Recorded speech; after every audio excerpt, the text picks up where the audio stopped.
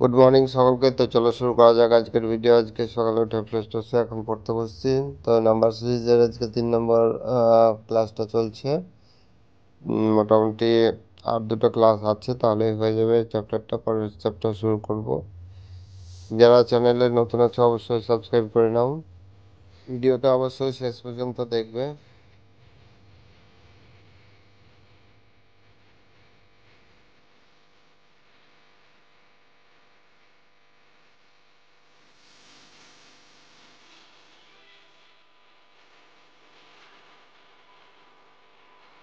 তো রিজনিং ক্লাসটা কমপ্লিট হলো, তারপরে সন্ধ্যার দিকে আমি অঙ্কটা নিয়ে বসেছিলাম। তো আজকে এই দুটোই হবে। তো বোর্ড অ্যান্ড স্ট্রিমের অঙ্ক করছিলাম। সহজ চ্যাপ্টার ছিল, আর বেশি অঙ্কও ছিল না। তো অনেকগুলো হয়েছে, মোটামুটি 34টা আজকে করেছি। আর কিছু আছে অঙ্ক, তাহলে হয়ে যাবে, ওটা অন্য দিন করে নেব। প্রায় চ্যাপ্টারটা কমপ্লিট হয়ে গেছে আজকে মোটামুটি। তো বেশ ভালোই লাগলো।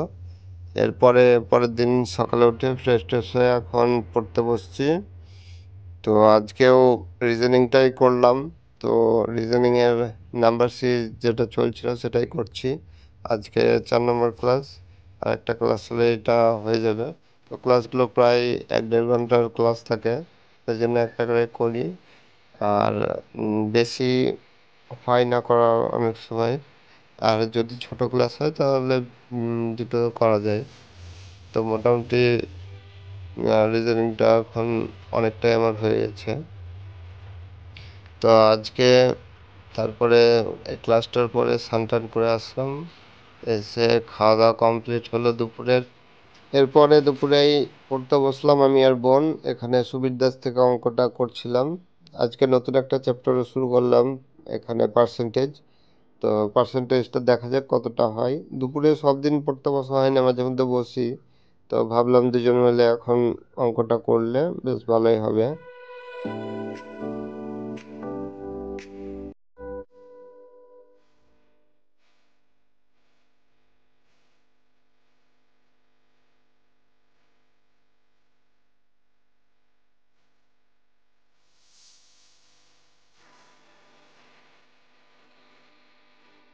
তো এখানে দেখতে পাচ্ছ পার্সেন্টেজ মোটামুটি অনেকগুলোই করা হলো।